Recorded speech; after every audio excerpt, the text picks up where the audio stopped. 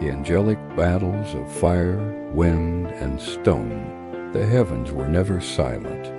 From the beginning of creation, angels had stood guard over the destiny of nations, clashing with unseen powers, restraining storms, and walking beside the faithful. 3 moments, separated by centuries yet tied by the same divine hand, revealed the unseen battles of heaven. Part 1. The Angel with the Millstone. The vision came like thunder. John, the beloved disciple, stood on the lonely Isle of Patmos, his eyes lifted towards the breaking skies. A mighty angel descended, brighter than lightning, his form tall and terrible. In his hands he carried a stone so massive that no human army could have lifted it. The sea beneath him churned, as though it feared his presence. He raised the stone high above his head, and his voice rolled like the roar of 1,000 waters. So shall Babylon fall, that great city of greed and sorcery, which made nations drunk with her sins. With a cry, the angel hurled the stone into the sea. It struck the waters with a thunder greater than any storm.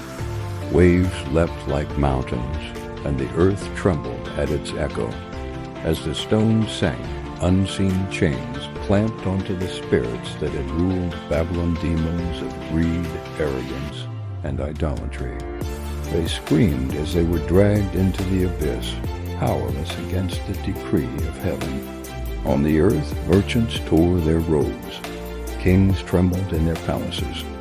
They wept, not because of righteousness, but because their gold, their luxuries, their pride had perished.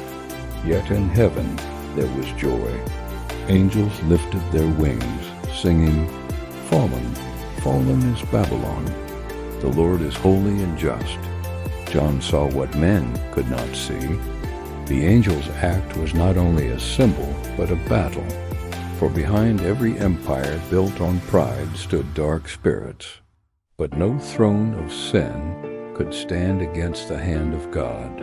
And as the sea swallowed the stone, John heard a whisper, "So shall every kingdom that resists God fall.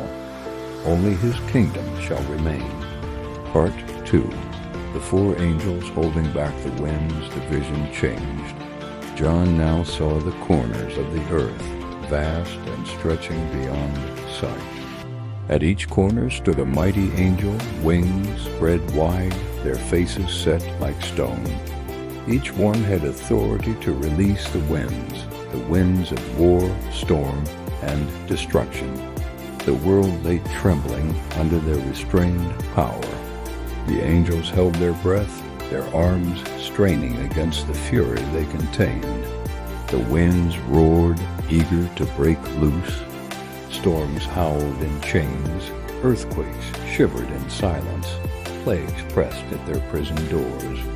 The fallen ones, demons of chaos, clawed from beneath, whispering, "Release us, let the earth burn." But the angels held firm.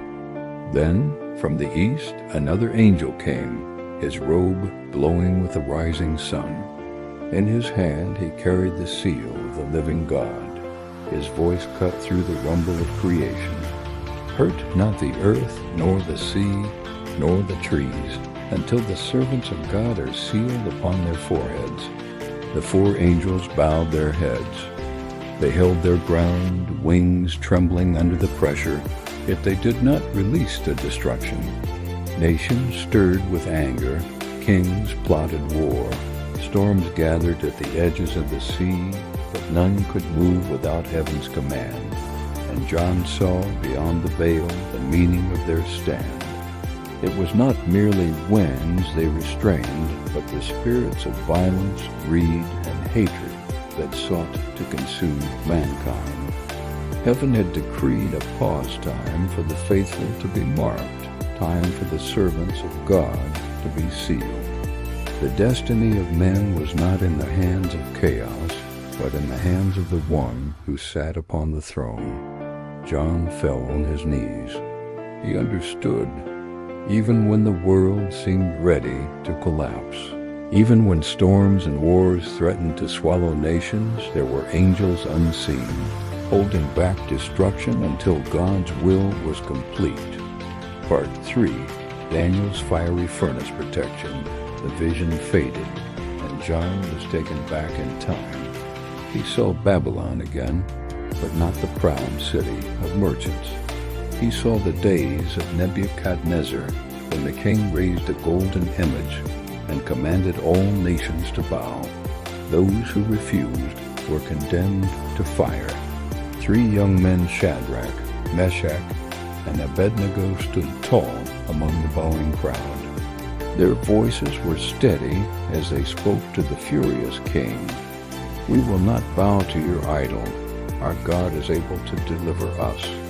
But even if he does not, we will never serve your gods." Rage filled Nebuchadnezzar's eyes. The furnace was heated 7 times hotter. Soldiers seized the young men and bound them in ropes.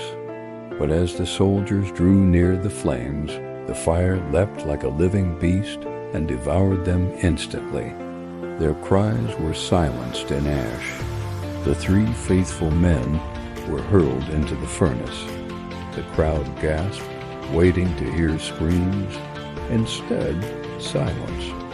Then something impossible. Inside the fire, the ropes that bound them fell away like dust. The flames, though fierce, bent away from their skin. Their garments did not burn. And there, walking with them, was a 4th figure, radiant, glorious, clothed in light. His presence was like calm in the midst of storm, like water cooling the fire. The demons of death that dwelt in the flames retreated at his gaze.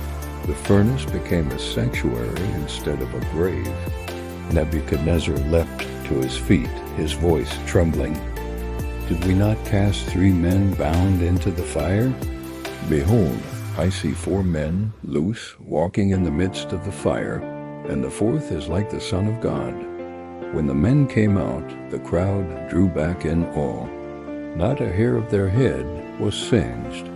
Their robes bore no trace of smoke. The angelic presence had fought not only against the flames, but against the spirit of idolatry that sought to break their faith. Nebuchadnezzar bowed, confessing, "Blessed be the God of Shadrach, Meshach, and Abednego, who sent his angel and delivered his servants." Epilogue. The thread of heaven's power, John's vision, ended, but the message was clear. From Babylon's fall to the holding of the winds, from the fiery furnace to the sealing of God's people, one truth rang louder than thunder: heaven rules. No empire built on greed can escape judgment. No storm, plague, or war can move without God's permission. No fire, however fierce, can consume those who stand in faith. Behind every moment of history, angels fight, restrain, deliver, and declare the justice of God. And John, though exiled and alone, rose with hope. He knew that the battles of heaven were not finished, but neither was the victory of God. The kingdoms of this world would fall like stones into the sea. The winds of chaos would one day be released, but not before the servants of God were sealed. And when the fires of trial came, the faithful would never be alone, for one greater than angels would always walk with them. If this story has strengthened your faith or opened your eyes to the unseen battles of heaven, I invite you to subscribe for more powerful teachings and stories. Share this message with others who need encouragement, and leave your thoughts or testimony in the comments below. Your words may inspire someone else on their journey of faith.